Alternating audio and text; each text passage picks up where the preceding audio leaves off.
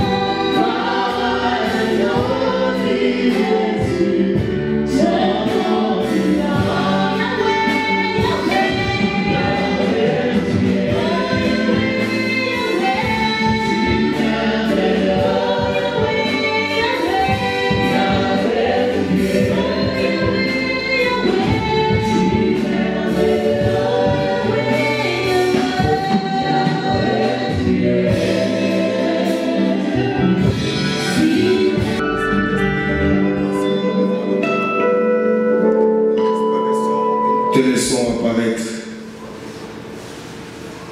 Nous ne connaissons rien, nous ne sommes que des instruments inutiles. Parle-nous ce matin. On a besoin de toi au nom de Jésus. Amen. Que Dieu soit loué. Que Dieu soit béni. Sans plus tarder, nous allons lire quelques portions d'écriture. Je peux lire même deux, sinon il y en a beaucoup. Hébreux 9.1, je peux lire. Hébreux 9.1, nous lisons. Nous tenons debout pour honorer la parole. Nous sommes tous debout pour honorer la parole.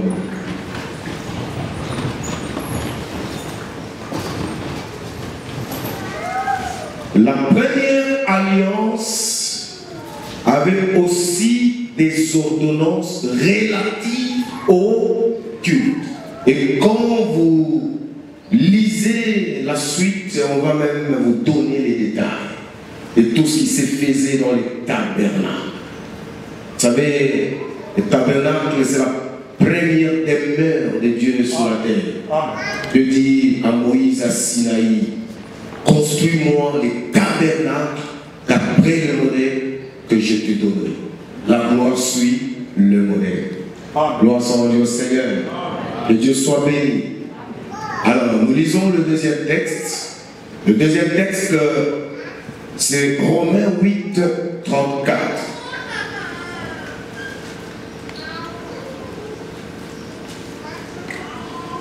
Ah, que Dieu soit loué. J'aime ça. Qui le condamnera? Christ est mort. Tu peux même commencer à partir du verset 33. C'est beaucoup mieux. Qui accusera les élus de Dieu? C'est Dieu qui justifie. Qui les condamnera? Christ est mort. Bien plus, il est ressuscité. Il est à la droite de Dieu. Et j'aime bien la suite. Et il intercède pour nous. Alléluia, alléluia. Ce matin, il y a un très grand intercesseur. Il intercède. J'ai besoin de son intercession. Je crois que tu pouvais aussi dire que tu as besoin de son intercession. Gloire soit à Dieu Seigneur. Et Romains 12, 1.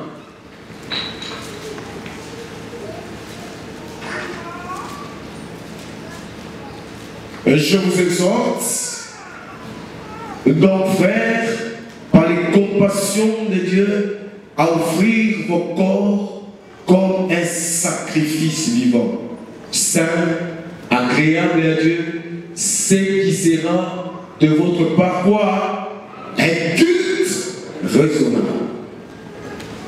Ah, j'aime bien ça. Un culte raisonnable. Nous acclamons très fort et nous nous asseyons. Et sans plus tarder, nous allons commencer. Je te parle du culte ce matin. Je veux que quelqu'un me définisse les cultes dans la salle. Si quelqu'un connaît, il peut me définir les cultes. Avant que je monte. Est-ce qu'il y a un bon samaritain qui peut me définir les cultes? Chaque fois, tu dis, je vais au culte. Comment je disais, je vais où? Au culte. Mais les cultes, là, je vais où? Au culte. Les cultes, c'est quoi? Oh, pentecôtiste. Je m'appelle vite, je vais au culte. Bon, les cultes où tu diras, c'est quoi? Je vais où? Au culte. Un pasteur, Jonathan, je vais où?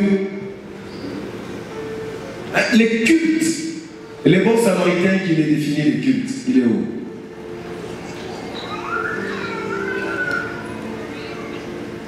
Derrière, il y a quelqu'un qui peut le faire. Ok, Gauthier, tu peux m'aider quand même. Moi, je ne connais pas, tu peux m'aider. J'ai besoin de connaître les cultes. Merci, papa. Autour du culte, il y a plusieurs définitions. Moi, je prends une. Ok. Les cultes, c'est l'ensemble des hommages qu'on rend à un être suprême. Alléluia. Je pense seulement, je vais partir aujourd'hui à partir de ta définition et je monte. Alléluia. Les cultes, c'est un hommage qu'on rend à une divinité. C'est un honneur qu'on rend à une divinité. Bien-aimé, écoute-moi. La divinité que nous célébrons ce matin, c'est notre Dieu. Alors quand tu dis je vais au culte, c'est que je vais rendre hommage. Et je vais rendre honneur à cet homme qui est au-dessus de tout. Puis vous savez, un jour je suis à l'aéroport, je vois, c'est une grande autorité militaire qui devait venir atterrir. J'ai vu la fanfare, j'ai vu l'armée rangée pour rendre les honneurs. Tapis rouge, je vois, je me dis, et pendant qu'on rend les honneurs, les gens ne bougent pas. Tu bouges, on t'arrête. Les gens sont tellement sérieux, mobilisés et rangés pour l'honneur à un homme qui va passer un jour. Mais nous venons les dimanches. Nous disons nous allons en culte, c'est-à-dire nous allons rendre honneur, hommage à ces dieux. Est-ce que tu connais au moins qui est la personne à qui tu rends ce culte? Cet homme de Galilée n'est pas n'importe qui. Tu viens le dimanche pour rendre hommage à celui qu'on appelle El Shaddai, le Dieu tout-puissant. C'est-à-dire, comme je viens pour rendre honneur à cet homme qui est le tout-puissant, il m'accorde sa puissance. Alléluia. Laissez-moi te dire, les gens ont une mauvaise conception du culte, raison pour laquelle tu verras, quelqu'un vient à l'église, il est discret. Vous allez voir, nous sommes à l'église, il peut chatter, on peut l'appeler, il sort, il peut même somnoler. Donc il n'accorde aucune importance à l'honneur qu'on rend à quelqu'un qui vit au siècle de siècles. Il interrogez un peu David, il vous dira qui est Dieu. Il présente ses dieux comme étant un bon berger. Il dit, l'Éternel est mon berger, je ne manquerai de rien. Il me fait reposer dans des verts pâturages. Il me conduit dans les sentiers de la justice. Il restaure mon âme. Quand je marche dans la vallée des ronds de la mort, je ne crains aucun mal, car tu es avec moi. Ta houlette et ton bâton me rassurent. Tu dresses devant moi une table en face de mes adversaires. Tu réduis ma tête et ma coupe déborde. Oui, le bonheur et la grâce m'accompagneront. Ainsi de suite. Maintenant, écoutez-moi. Nous avons deux alliances. L'ancienne alliance hébreu donne tous les détails. Et nous avons la nouvelle alliance. Dans l'ancienne alliance, il y avait toujours un cérémonial. Il y avait des rites par rapport au culte. Et là, on avait un seul souverain sacrificateur qui s'appelait Aaron. Nous sommes dans les tabernacles. Comprenez-moi très bien. Alors, pour que le culte soit effectif, bien aimé dans le Seigneur, c'est par là que je monte. Il fallait, premièrement, qu'il y ait un autel. Alléluia. Deuxièmement, un sacrifice. Et troisièmement, un sacrificateur. Gloire soit rendue au Seigneur. Et je commence avec la première chose. L'autel. Dis à ton voisin l'autel. L'autel, ce n'est pas l'autel canadien. Ce n'est pas l'autel avec H. Alléluia. C'est l'autel. Mimal. Autel. C'est quoi l'autel? Parce que pour que le culte soit complet, pour que Dieu se glorifie dans le culte, il faudrait que ces trois éléments soient présents. Bien, écoute-moi. L'autel, c'est quoi? L'autel, c'est une table où l'on déposait des offrandes et sous laquelle on immolait des victimes offert à Dieu. Et ça, c'est la première définition aussi simple, étymologique. Autel, une table là, on dépose les sacrifices qu'on devait offrir au Seigneur. L'autel est dans les tabernacles. Les tabernacles qui étaient tripartites. Comprenons très bien, là nous sommes sur la première définition de l'autel. Il y avait les parvis, les lieux saints. Et il y avait deux sortes d'autels. Au parvis, il y avait l'autel des holocaustes. Et cet autel des holocaustes représentait la croix de Golgotha. C'est sur cet autel où on immolait les sacrifices. Écoute-moi bien. Et c'est là représente la croix de Golgotha où nous avons obtenu deux choses. C'est à la croix de Golgotha que nous avons obtenu le pardon et la grâce divine. Donc quand on parle de l'autel des holocaustes, nous voyons à la croix le pardon que tu as obtenu, que j'ai obtenu. Et la grâce que tu as obtenue, que j'ai obtenue. Mais dans le lieu saint, il y avait l'autel des parfums au sachet. L'autel des parfums représente les lieux de culte et les lieux de prière. Apocalypse 8 le dit. Je voudrais ouvrir une parenthèse pour dire à l'église, tout celui qui avait contribué, même avec une brique, pour que cet édifice soit construit, il est entré en alliance avec les Seigneurs. Non, ton amen m'inquiète. Non, ton amen m'inquiète. Parce que tu as bâti un endroit où les gens viendront pour adorer le Seigneur. Où les gens viendront pour des prières. C'est ça l'autel des parfums. La Bible dit c'est un autel recouvert d'or. Gloire à mon Dieu Seigneur. Je monte encore.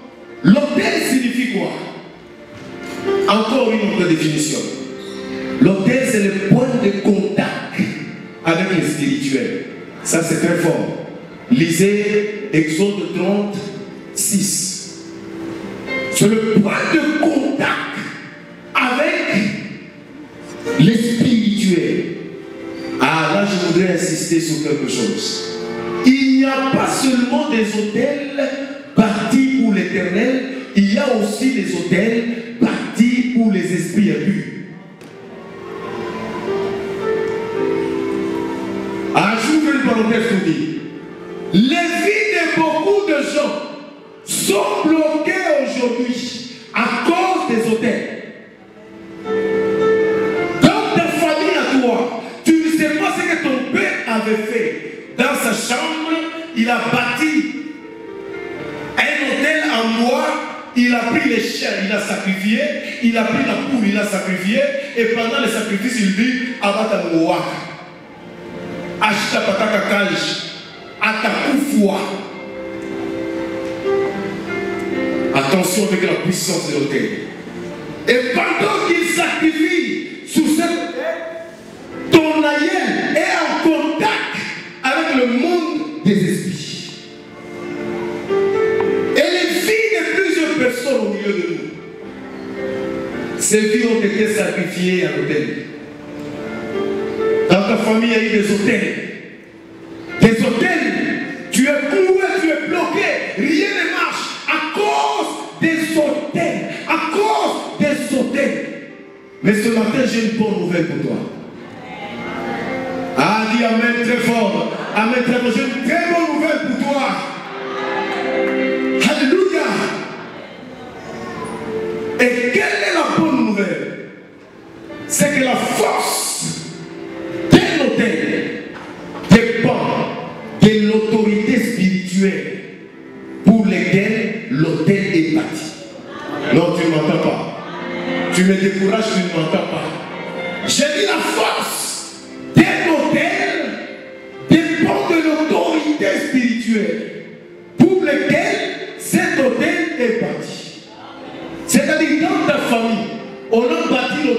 que tu n'évolues pas. Mais à l'église, il y a un autel qui est battu à l'honneur de l'Éternel. Alléluia.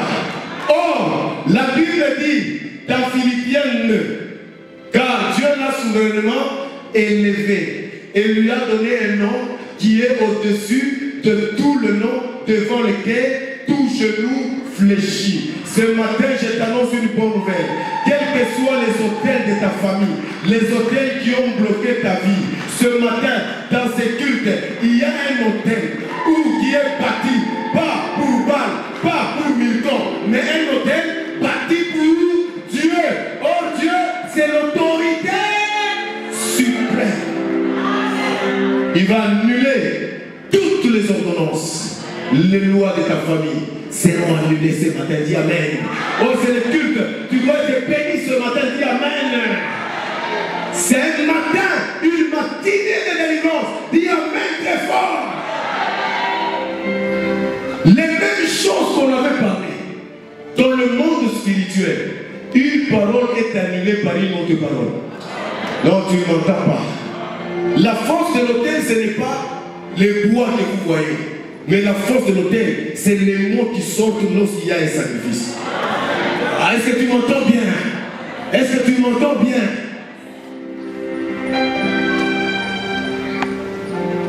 L'autel, c'est quoi encore? L'autel, c'est l'expression de reconnaissance. C'est une manière de rendre grâce au Seigneur. Et là, nous avons un bel exemple. Nous rendons Dieu en faveur de tout ce qu'il a fait pour nous. Le bel exemple, c'est Noé. C'est Noé. Nous sommes dans Genèse 8, 20. Écoutez, non, ça j'aime. La Bible dit, après le déluge, Noé bâtit un autel. C'est pour dire merci, parce qu'il a délivré sa famille et lui du déluge. Et là, j'ouvre une parenthèse. L'autel fait parler Dieu. Non, tu ne m'entends pas. L'autel fait parler Dieu. Ah, je monte encore. L'autel ouvre la bouche de Dieu. Ah, tu ne m'as pas compris. L'autel pousse Dieu à parler. Non, tu ne m'as pas compris. L'autel pousse Dieu à te faire une promesse. Noé bâtit un autel en guise de reconnaissance. Et Dieu parle. Il dit, jamais je ne détruirai la terre avec les eaux. Et ne les blague pas avec le culte. Ne blague pas avec le culte. Nous sommes au premier niveau. Attends, je vais aller au deuxième ou troisième niveau. Ne blague pas avec le culte. La présence de ces trois choses font la puissance du culte. Pas seulement Noé. Nous avons dans Genèse 12 Abraham. Lorsque Dieu s'est apparu à lui, il bâtit un autel. Jacob a bâti aussi un autel lorsque Dieu a exaucé à sa prière. Bien-aimé, écoutez-moi.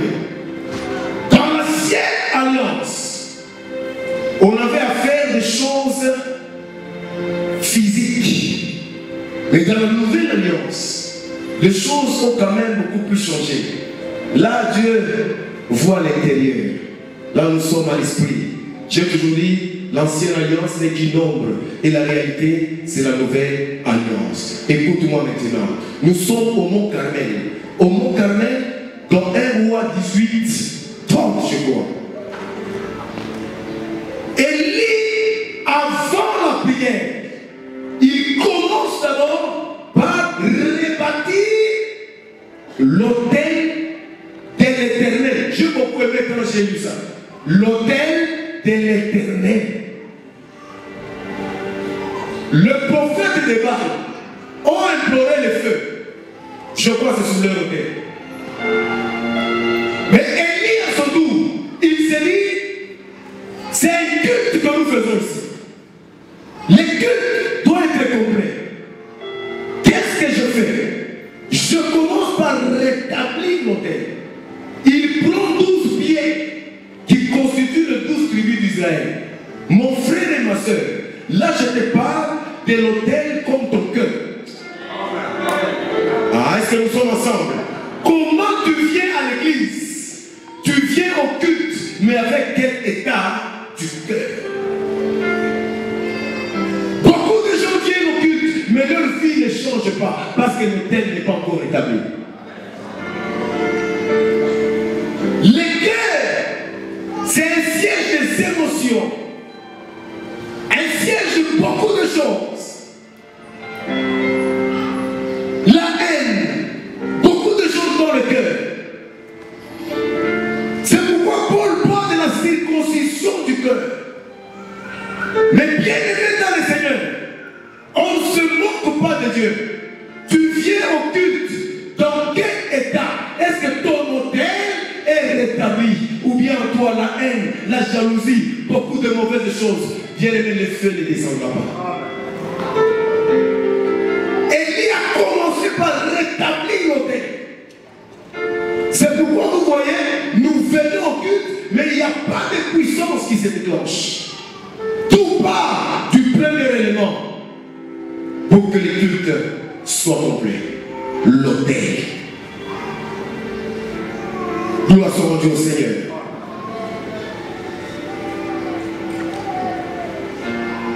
Le deuxième élément, pour qu'il y ait le culte, pour que le culte soit puissant, parce que je parle de la puissance du culte, c'est le sacrifice. Oh, ça j'aime. Le sacrifice. C'est quoi les sacrifices? Les sacrifices, c'est quelque chose où quelqu'un offert entièrement à Dieu, mis sous l'autel des sacrifices. Et nous avons lu dans Romains 12:1, je vous exhorte à offrir vos corps comme des sacrifices vivants, saints et agréables. Je m'en vais directement te dire quelque chose. Dans l'ancienne alliance, pour qu'un sacrifice soit agréé par le Seigneur, il fallait que les sacrifices soient sans tache. Raison pour laquelle Aaron tirait parmi les meilleurs de son troupeau l'animal sans tache. Alors pour que Dieu agrée ton sacrifice, il faudrait deux choses. Un sacrifice pur et saint. Membre de Pâques. Tu es un sacrifice pour Dieu. Paul dit, je vous exhorte à être des sacrifices.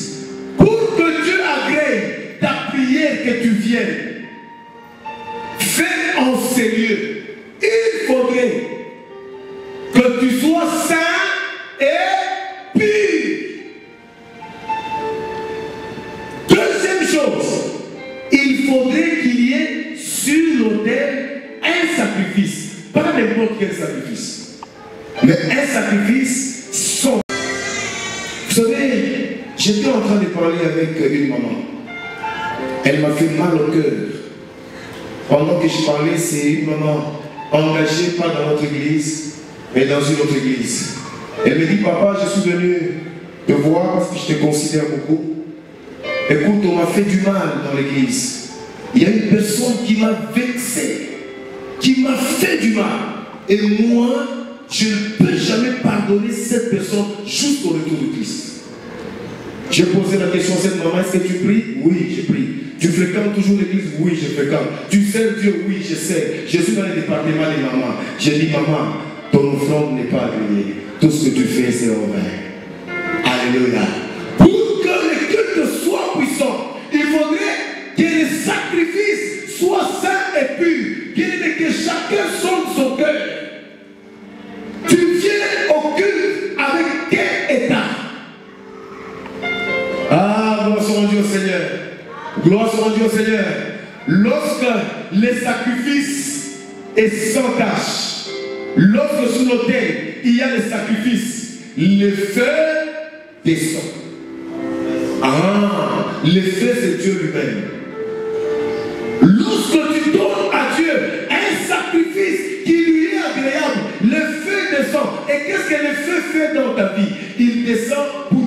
sorcellerie de ta famille, pour détruire la pauvreté, pour détruire la misère, pour détruire le blocage. Raison pour laquelle vous allez voir quelqu'un, il dit, je suis venu dans le culte, je suis sorti, je suis très béni.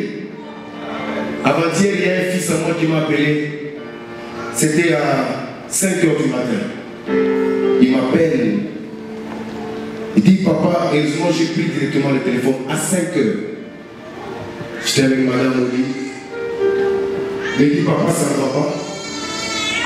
L'enfant, ça ne va pas. On ne dort pas. La fièvre est trop élevée. Nous étions avec l'enfant à l'hôpital.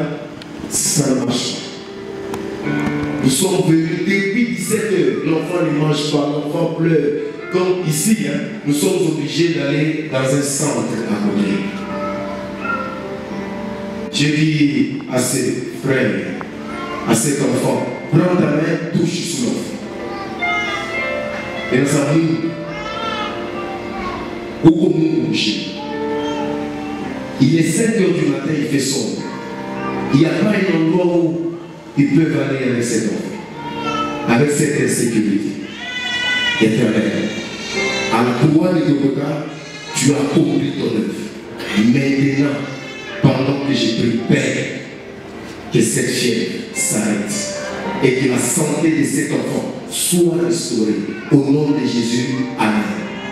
L'idée c'était que j'ai fini la prière, il prend l'enfant et il s'embarque vers le centre médical. Mais quand j'ai fini la prière, on ne m'a pas appelé. La journée passée, on ne m'a pas appelé. Et hier, vers 20 h, pendant que j'étais en train de méditer la parole de Dieu, je vois le fils m'appeler. Il me dit, papa, je ne voulais pas t'appeler pendant le jour. J'avais besoin d'observer d'abord la journée. Lorsque vous avez fini de prier, directement les 10 minutes qui suivaient, l'enfant a commencé à transpirer. Il a transpiré, il a transpiré, il a transpiré, il a transpiré. La fièvre est partie. Il a demandé même à manger. Nous nous sommes dit avec madame, on ne parle même plus. Parce qu'on était à l'hôpital, on a tout pris. On ne parle plus à l'hôpital. Restons seulement. On va voir d'abord à peu près les maladies. Alors ils ont observé, ils ont constaté qu'il est maintenant 20 h. Ah, c'est 20 h, appelons quand même. Donc tout va bien. Maintenant il m'appelle en train de rire. En tout cas, Dieu agit. Dieu agit. Oh, ce matin, je te présente un Dieu de culte. Oui, un Dieu du culte. Écoute-moi, tu as besoin ce matin que le feu descende sur ta vie. Même si tu as le cancer va disparaître au nom de Jésus. Est-ce que tu m'entends bien? Pour que le feu descende, il faudrait qu'il y ait un autel, plutôt un sacrifice. Et le sacrifice doit être de bon état. Pour que la prière, l'adoration que tu vas faire ce matin soit créée par Dieu afin de déclencher le feu qui va aider ta vie, le feu qui va t'enlever de la pauvreté, qui va t'enlever de la maladie, qui va t'enlever de la malédiction familiale, qui va t'enlever des blocages. Pour que ce feu descende, ce feu qui est Dieu, tu dois être pur. Est-ce que tu veux te regarder d'abord? Regardons-nous d'abord. Est-ce que nous sommes sincères avec Dieu? Regardons-nous. Regardons-nous. Bien, on ne blague pas avec le culte. On ne blague pas avec le culte. Comment est l'état de ton cœur? Tu viens prier, la Bible dit, quand tu as un problème avec ton frère, arrange d'abord et puis viens donner le front. Mais il y a des gens qui viennent à l'église, par exemple, ils viennent à l'église,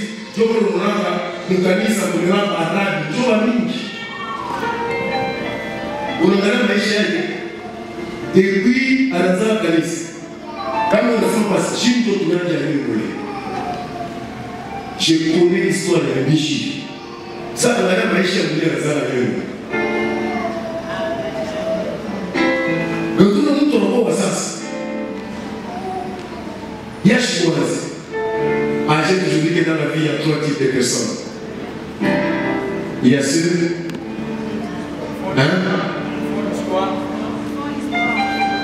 Il y a ceux qui font l'histoire. Il y a ceux qui écrivent l'histoire. Et il y a ceux qui lisent l'histoire. Alors, il y a une loi qui a choisi l'histoire. Agitoué. Et il y a Chouyanji à Kabouyanji. Mais il y a des choses. Alors, c'est ma vie, on est malade. frère Serge Toara Makuka Yamini, Dieu est passé. Qui est à savoir dans le temps. 2500 $. Nous avons parlé du culte, nous avons parlé du fouache, il condamne et pour présent. Pendant que je parle, que Dieu a accompli dans ta vie les choses qu'il n'a jamais accomplies. Alléluia. Alléluia. Ou pas qu'à le mettre à l'église. Tu connais toute l'histoire, mais ta vie ne change pas. C'est l'état de l'autel, l'état de ton cœur. Tu offres à Dieu tel cœur. Pendant que tu es là, la haine n'est pas complète. À la sortie, la médisance, la calomnie, l'immoralité, l'ivronnerie, beaucoup de choses à watcher. Mais tu viens en sérieux pour rendre culte, rendre honneur à Dieu. Rien ne va changer. Le feu ne descendra jamais. Et il prépare l'autel. Maintenant, il dit Éternel, que l'on sache aujourd'hui à Israël que tu es le seul de Dieu et que je suis ton serviteur. Descends par le feu. Bébé, tout besoin d'un feu. Ah, qu'est-ce que dit le feu? J'ai besoin du feu, de la puissance du Saint-Esprit. J'ai besoin du feu dans ma vie. Mais pour que le feu descende et que le feu travaille en moi sur l'autel, il faut qu'il y ait un sacrifice. Écoute-moi. Les sacrifices n'est pas seulement les sacrifices, toi, ton corps. Non. Le culte, c'est l'ensemble des cérémonies. Même l'action de grâce, Hébreu dit, tu peux offrir à Dieu ton action de grâce dans la louange, comme sacrifice. Pas seulement ça. Même l'argent, dit Amen. L'argent qui est un sacrifice, tu te poses sur l'autel. Et si tu le fais d'un bon cœur, le feu va descendre sur cet argent. Et quiconque combattra ton travail, tes activités, Dieu s'en chargera de lui. Mais vous ne comprenez pas l'importance du culte. La deuxième chose, c'est les sacrifices. Les sacrifices que tu donnes à Dieu, il est de quel état? La louange qui sort de ta bouche. C'est vrai, tes lèvres chantent, tes lèvres adorent, mais ton cœur est dans quel état? Réponds-moi. C'est vrai. Les canons vocaux ici, mon bien-aimé qui a bien chanté à j'ai beaucoup aimé Noé. Ah, c'est fort. C'est bien, on peut danser, on peut tout faire. Mais le cœur, il est dans quel état? Les sacrifices que je donne, les sacrifices là, est-ce que Dieu l'a créé ou non? Ce n'est plus le temps de vous faire plaisir à l'église, mais c'est le temps de montrer le véritable chemin. Alléluia. La troisième chose, oh ça j'aime beaucoup, il faudrait qu'il y ait un sacrificateur. Ah, il est la peine à ça. Ce matin, je te présente un prêtre parfait. Un prêtre dit un prêtre parfait. Vous savez, je te parle d'abord de l'ancienne alliance. Après, je vais en quelques mots te parler de la nouvelle alliance. Un prêtre parfait. Avant de te parler du prêtre parfait ou du sacrificateur parfait, je te parle d'abord du souverain sacrificateur qu'on appelait qui Aaron. Vous savez, l'ancienne alliance avait tellement de restrictions. Parce qu'Aaron entrait une fois là, dans les scènes des saints. Imagine-toi, tu as péché aujourd'hui. Hein. Pour qu'il y ait sacrifice de tes péchés, maman Mimi, il faut attendre une année. Une année. Alléluia, Moussa le médecin. La camarade Moussa le médecin, vous pouvez même balancer Hébreux 5, 1 à 5. La Bible dit, quand il entre dans les lieux saints, dans les scènes des saints, il n'entre pas seulement avec les sacrifices du peuple, il entre aussi avec son propre sacrifice. Donc Aaron péchait. Est-ce que quelqu'un m'entend? Quelqu'un m'entend ce matin? Il est souverain sacrificateur, mais imparfait. Donc avant de faire les sacrifices pour les autres, il fait d'abord ses propres.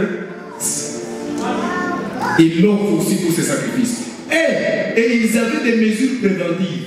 Quelles sont les mesures préventives? Il avait des clochettes au bas des salons. Avec une corde. C'est-à-dire, quand il était là-bas, ce sont des clochettes là qui donnaient un signe de vie. On savait ses déplacements. Une fois qu'on sent que les clochettes là ne sonnent plus, c'est que Dieu n'a pas agréé ces sacrificateurs-là. Il est impur. On va les tirer, il sort. Donc, le sacrifice aronique est imparfait. Amen. Et d'ailleurs, écoutez-moi, tout ce qu'il faisait comme rôle, ce n'était pas d'effacer les péchés, c'était seulement de réconcilier le peuple à Dieu. Et il y avait autant de sacrifices. C'est pourquoi dans les tabernacles, dans les scènes de scènes, il y avait le propitiatoire, qui signifie la couverture. Donc dans l'ancienne alliance, on couvrait seulement les péchés. Donc on tue l'animal, on couvre seulement. On n'efface pas les péchés, on n'ôte pas les péchés. Là c'est Aaron qui les fait. Aaron, tout le peuple, tous pécheurs. Mais nous sommes dans la nouvelle alliance, au sachet. Dans la nouvelle alliance. Là nous sommes à la croix de Golgotha. Et à la croix de Golgotha, Jésus-Christ lui-même, sacrificateur, lui-même, sacrifice. Et la croix, l'autel. Alléluia! Il est là. Le Jésus là de Nazareth. Lisez Hébreu 9 à partir du 11e verset. La Bible dit, balancez ça. Christ en effet est venu comme souverain sacrificateur de biens à venir, car il a traversé les tabernacles plus grands et plus parfaits qui n'aient pas été construits des mains d'hommes.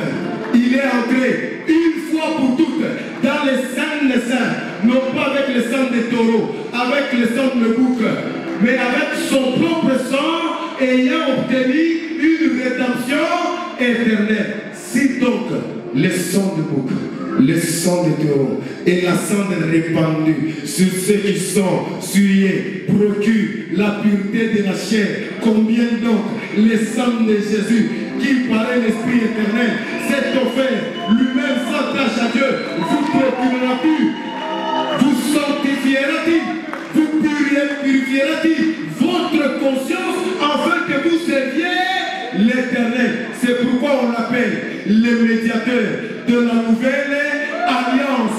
Écoute-moi, ce matin, il y a un souverain sacrificateur qui n'est pas Ézéchiel. Je ne suis pas souverain sacrificateur. Je suis sacrificateur comme vous. Parce que la Bible dit, dans 1 Pierre, il a fait de nous un royaume de sacrificateurs. Ce matin, il y a un seul chef. Est-ce que tu m'entends? Est-ce que tu m'entends? Il y a un seul chef. Ce n'est pas Aaron. Ce ne sont pas ses fils. Ce n'est pas Ézéchiel. Ce n'est pas Élie Pachin. Le prêtre parfait, sans tâche à Dieu, Jésus-Christ de Nazareth. Quand je viens à l'église, on ne vient pas pour Ézéchiel. Quand tu viens à l'église, tu viens pour les grands prêtres, les prêtres parfaits. Maintenant écoute-moi, cet homme de Galilée, il est formidable. Il est présent, Seigneur. Je l'aime beaucoup. Dans Jean 17, tellement qu'il avait besoin de nous, il fait une prière. J'aime bien cette prière. Il dit, Père, je te prie de les préserver du monde, de les préserver de la chute. Alléluia. La Bible dit, il est assis à la droite du Père, intercédant pour nous, jour et nuit. Il sait que nous sommes dans un monde où il y a beaucoup d'offres. Il y a beaucoup de tentations, il y a beaucoup de pièges. Quoique nous servons le Seigneur, il y a des tentations. Alors lui, il est à côté du Père, en train d'intercéder.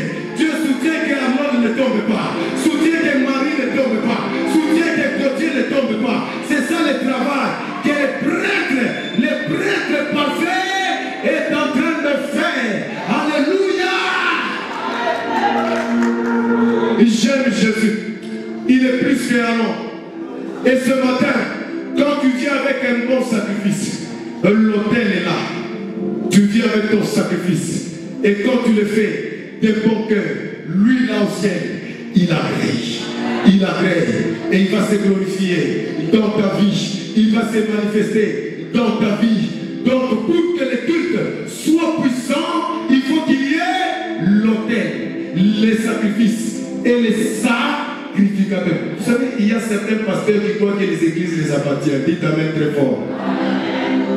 Ne trompons pas les brebis. Ne mettons même pas des effigies là-bas pour dire on met la photo de l'apôtre Ézéchiel. C'est lui le propriétaire de cette église. Tu as plus qu'à la cravate. Tu as plus qu'à la micro. J'ai vu ça beaucoup à qui effigie qui n'est là où tu l'as vu. Mais j'ai plus qui effigie qui n'est. On dit l'église, la consolation. Qui cherche avec un pasteur à Chapika.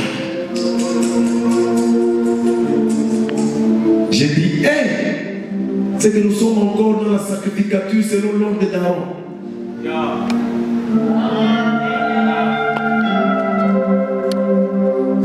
Je ne suis qu'un simple gérant. Je l'ai toujours dit tout haut à l'église. Et je le dirai toujours. Je ne suis qu'un gérant des brebis d'autrui. Les brebis ne m'appartiennent pas. Les brebis appartiennent au Seigneur. Et d'ailleurs, j'entrerai au ciel. Je serai sauvé, pas parce que je suis apôtre, pas parce que je suis pasteur, pas parce que je suis prophète, mais parce que je suis enfant de Dieu. Oh, j'aime mon statut d'enfant de Dieu. Oh, je suis enfant de Dieu. Je suis chrétien. C'est qu'écoutez-moi, je vous dis, dans cette église, il y a un seul prêtre parfait, le grand prêtre, le souverain sacrificateur. C'est lui la personne de Jésus. Quand tu viens à l'église, viens l'adorer. Tu ne viens pas pour les gens à l'église, mais tu viens pour rendre hommage à ce Dieu qui t'a ramassé, qui t'a tiré de très loin. Écoute-moi, il ne va pas t'abandonner. Je me souviens d'Élie qui était fatigué. C'est vrai que tu es fatigué ce matin. Élie était fatigué. Il s'est déployé. Jézabel lance une terreur. Il dit, allez dire à Élie, si je ne fais pas de lui ce qu'il a fait de mes prophètes, que les dieux mettraient dans toutes les rigueurs. Il fuit. Il va se cacher au désert. Il était sous les genêts. Ah, j'aime bien pas. Il était sous les genêts. Les genêts, c'est un petit arbre dans le désert. Un endroit où il n'y a pas d'eau, mais il y a quand même un arbre. Il était là. Pendant qu'il était là, l'ange est venu. Avec l'eau, avec les gâteaux. Il dit à Élie, mange et bois, car le chemin est encore long. Écoute-moi, je vais te dire, le chemin est encore long. Tu as besoin du gâteau, tu as besoin de l'eau, tu as besoin de la parole de Dieu, tu as besoin du Saint-Esprit pour que tu tiennes fort sur cette terre, pleine de tentations, plein de mauvaises choses. Écoute-moi. Les genêts, c'est comme cette église. Les déserts, c'est le monde. Dans le monde, il y a beaucoup de choses. Écoutez, aujourd'hui, dans les entreprises, pour que tu puisses travailler, on te dit sois homosexuel, sois austricien, accepte-moi, entre dans des loges, tu vas travailler. Ce sont les offres de ce monde. C'est ça le désert. Mais Dieu, dans le désert, il y a un génie qui s'élève. Les génies s'appellent Agneau Immolé, s'appelle cette église. Quand je entre en Seigneur, je suis sous les génies. Je suis dans la présence de Dieu. Malgré le soleil du désert, je ne serai pas affecté. Dis Amen très fort. Dis Amen très fort, dis Amen très fort. Malgré mon retour dans le désert, je ne serai pas affecté parce que l'ange viendra avec l'eau. Quand tu viens au culte, toutes les cérémonies qui se passent, les offrandes, les cantiques, les actions de grâce, nous célébrons le nom de l'Éternel. Ça nous affermit, ça nous fortifie avec l'intercession du souverain prêtre et nous tenons bon. Ah, je vous ai toujours dit, lorsque le soleil s'élève, le soleil se couche, tu t'es maintenu et dis, waouh, donne-moi encore la force que je tienne demain. C'est ça, sur cette terre des hommes. Ne t'en fais pas. Nous sommes dans la sacrificature selon l'ordre de l'homme de Galilée. J'aime. Je sais ce que tu peux te tenir debout. Tu vas te tenir debout. Comment la bébé